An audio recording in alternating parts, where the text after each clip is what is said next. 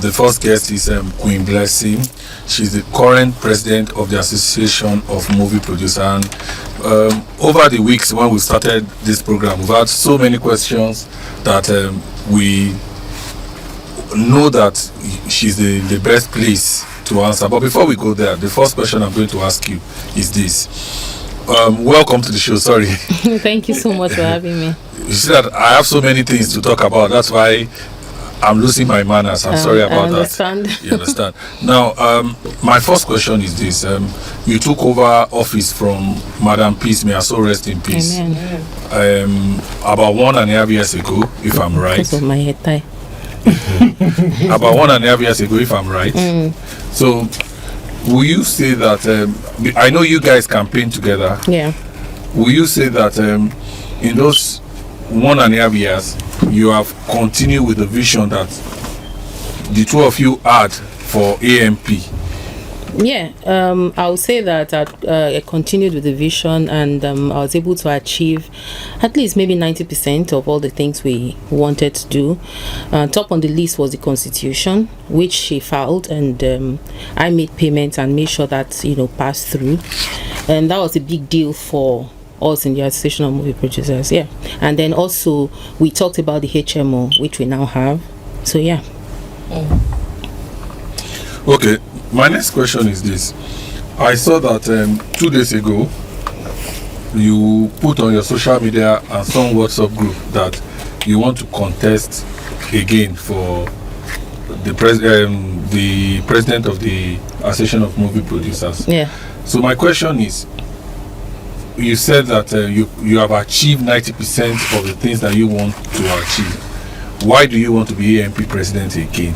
Okay, your question was, we ran together. I was her VP, and there were things we wanted to achieve when we decided to run, and I've accomplished 90% or even more of those things we ticked on the box that we wanted to achieve. But yeah, the association is not quite there, and I think that there's so many things I can still bring on the table. So I just want to continue if I'm given the chance. Do you want to tell us some of those things? A lot of things. Nollywood have a lot of issues. For instance, we're still talking about the Mopicon bill, which in every fora that I have the opportunity to talk, I still talk about how important that is. And we need a president who is strong enough and vocal enough to face the government on these things. Nollywood is all we've got. I've been here for 25 years as an actor and for 16 years as a filmmaker. And I think that it would be a very bad thing if we are not able to achieve these things, especially for those new people coming into Nollywood. We suffered a lot when we came in, and we're thinking that, through that experiences, we need the new people coming not to even go through the things that we went through. So I think that the Mopicon bill is going to solve that problem. So that is one of those things on the plate. And I think I'm one of the people who is still, out there pushing and talking about it. Okay. The next question I want to ask you is this. A lot of people have spoken to a lot of people, and they don't want to join associations. They don't want to join Actors Guild. They don't want to join DGN. They just want to come. In fact, I know some people who say, I'm not a Nollywood actor. I'm just an actor. Because they say that the association does not add any value to them, and they don't want to be part of any industry politics. I see and I know that in the last few years, people have been coerced to join, because if you don't belong to Association of Movie Producers, for example, you can't sell your movie to Netflix, you can't sell your movie to Africa Magic. So one way or the other, that's being coerced to join. But I want to ask you, why do you think anybody in the industry should join a guild? Okay, I'll say it like this. You don't think you need to belong to anywhere until you have problems and you need people to help.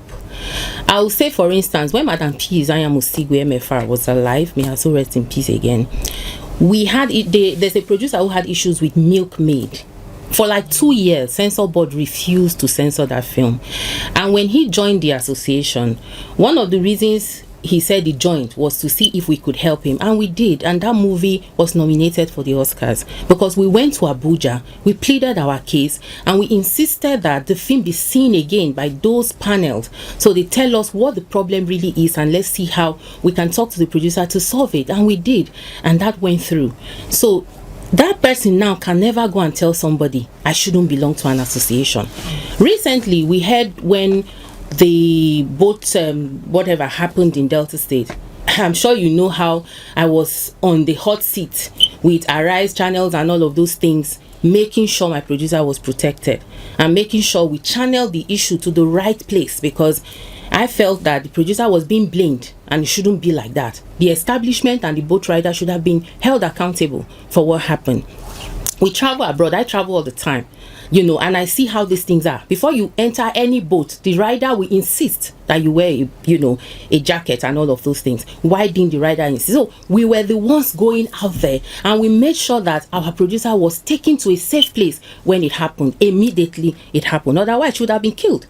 So these are the things that we do. And of course, when we talk about the funding that government is making available, it is not individual producers that talk to the government. It is these associations that engage the government and tell them the need for producers to be helped with grants, zero interest loan, zero loan, or whatever loan. So if you say you don't want to belong to an association, I can put it to you that they don't want to be controlled. Because when you belong to an association, there are things you can't do. Because if you do them, you won't get away with it. We were here when I think Bobrisky did a movie that he went abroad and came back as a woman. We didn't allow censor board to censor that film because we wrote a petition against it, because we need to protect our children. We felt that that film should not see the light of day. Yeah, it made it to YouTube because there's no really control on YouTube, but it's not in our houses and all of those things. So for me, I think that if producers are not made to belong to different associations, and it's not just association with producers, any recognized association by censors board, you can belong to that association and then your film gets censored. And if anything happen, they trace and they call the association attention. We look for that person. Reason is because everybody that is our member must have a registered CAC. So if you don't have a registered CAC and you tell us you're a producer, we first of all advise you to go and register with CAC. That way the laws that govern businesses in Nigeria is applicable to you. So we are doing this thing. So like I said, those people that don't want to join our association, it's not because the associations are not doing anything. It is because they don't want to be controlled. They don't want to be held accountable. They just want to come, dump whatever they want to dump on Nollywood and go their way. That's how I can put it. Okay, my next question. I saw your interview with Arise. Yes. When that incident happened. And I saw that Mr. I've forgotten his name, the Actors Guild president, yes, Emeka Rollers, was also on the other thing, and both of you were not agreeing on that issue. Okay. You understand? Now, what came to my mind was that, and I saw a lot of tweets on Twitter after that, accusing you that you were not sensitive to the to Junior Pope and the other people that died, and that you were only there and the only thing you were after was to defend your producer. Now my question is this: isn't there a way that all the guilds, from the Actors Guild, the Directors Guild, Association of Movie Producers, the one for makeup and the other, CDGN, you understand, are you not don't you find a way of synchronizing and have a common front, especially when issues like that happen? You understand?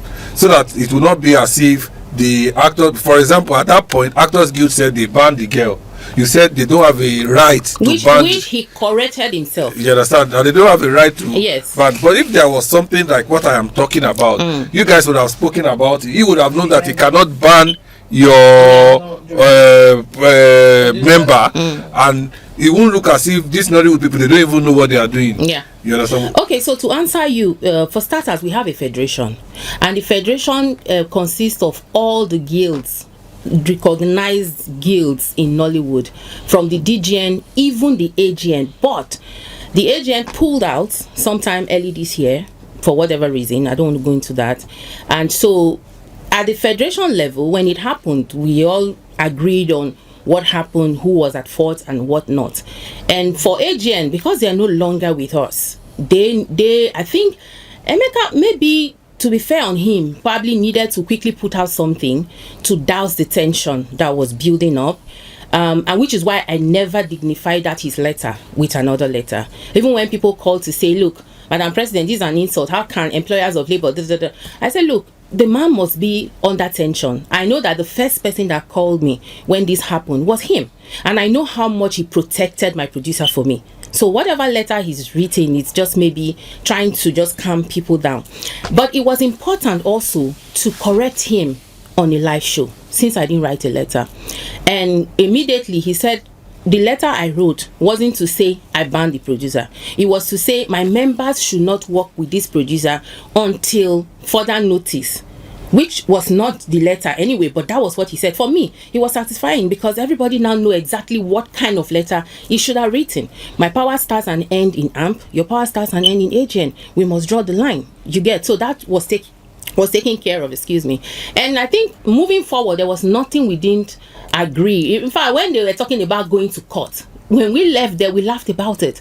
Because going to court with AMP for what? What did AMP do? Go to court with the producer for what? Was the producer the boat rider? You see, the truth of the matter is this. Nigerians were too sentimental. And sometimes we need to call a spade a spade. When something happened, you need to caution blame rightly. Yes, somebody have died. I understand. Bullying the producer, will it help?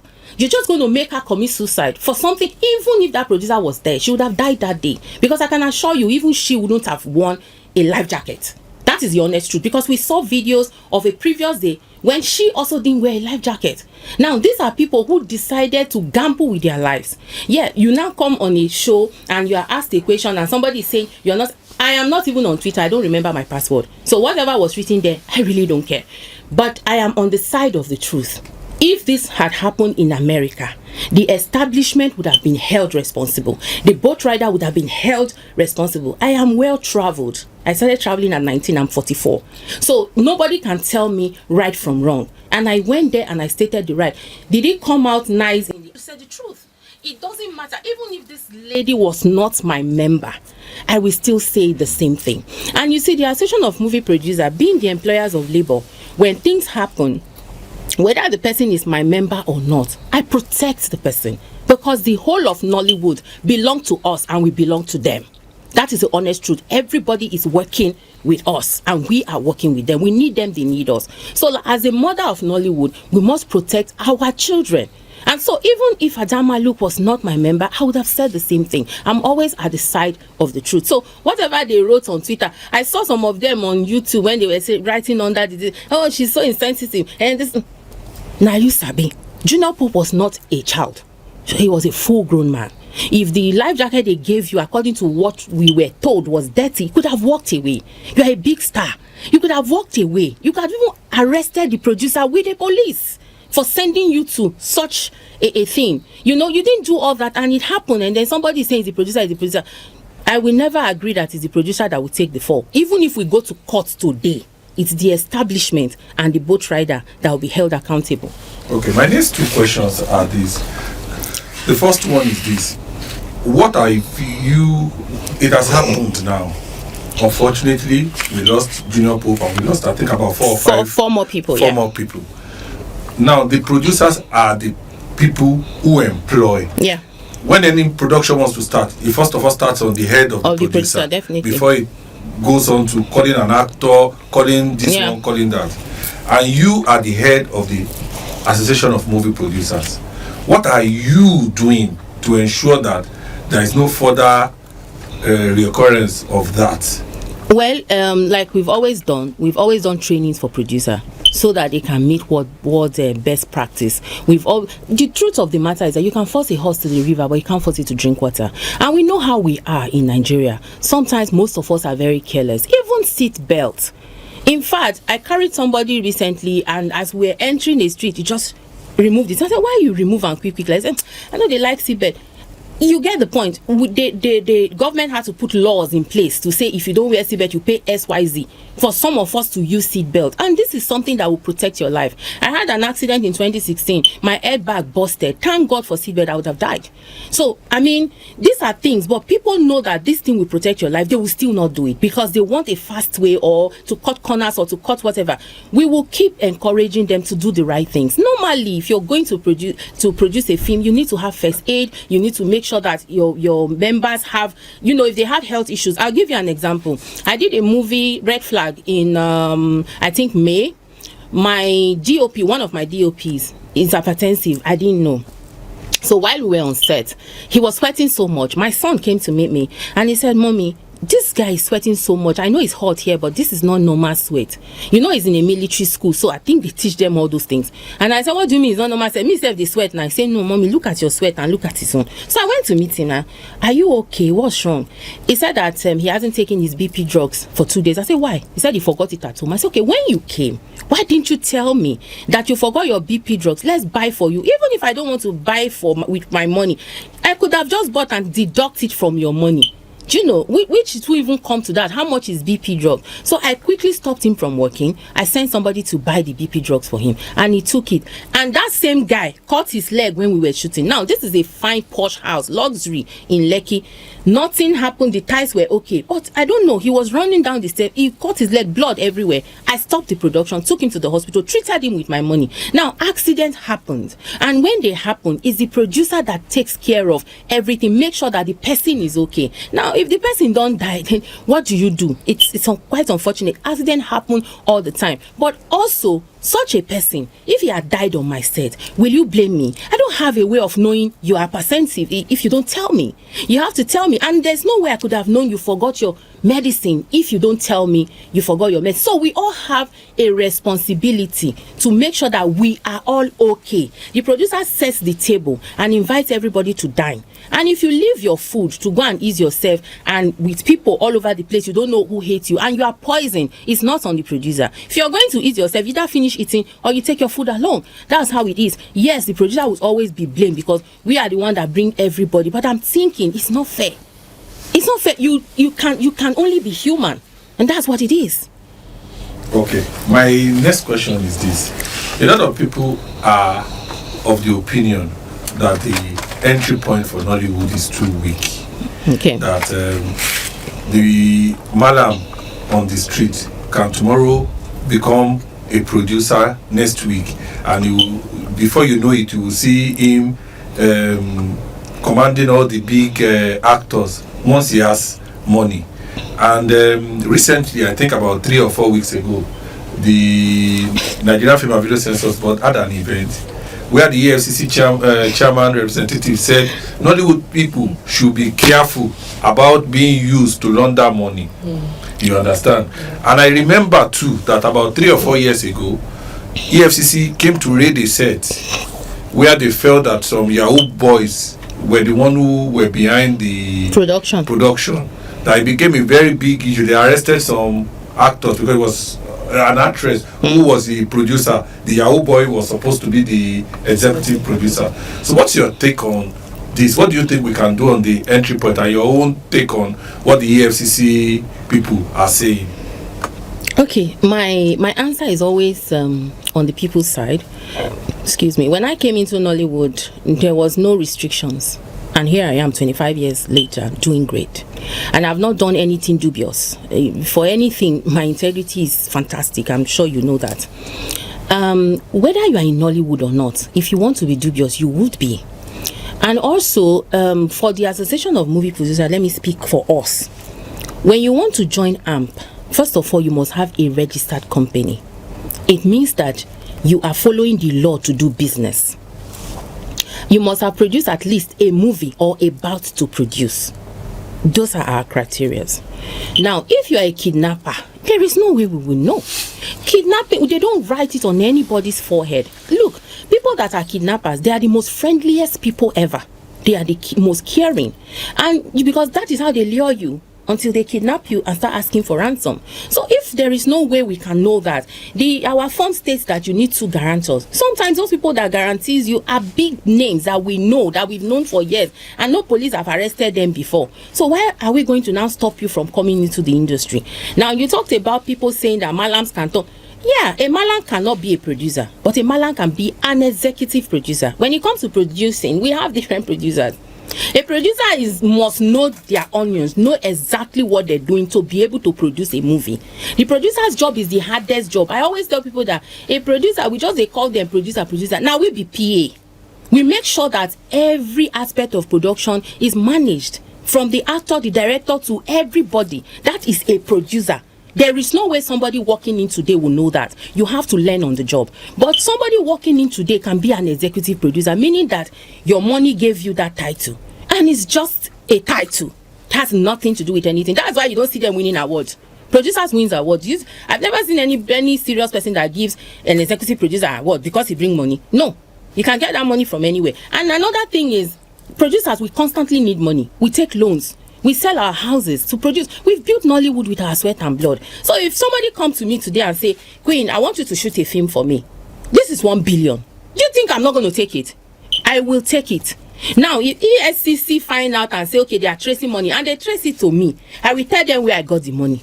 Not be so. Then they find the person, and the person tells them where they got the money. If the person is a thief, they arrest the person. Person concern me, you give me money, I shoot film. Then I tell you, say, see where I see money. It's as simple as that. I was in a meeting with EFCC last week, the PRO, I think the PR person for EFCC.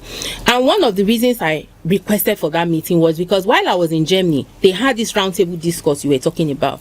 Censor board invited 10 people from AMP, including me. I wasn't able to go because I was abroad, so I sent people to represent us. And one of the take home when they did a report for me was that EFCC now say producers need to tell them, if money comes, you want to shoot, you have to come and tell them you want to shoot. And I asked them at the meeting last week, Thursday, look, do you ask farmers how they get money for fertilizer?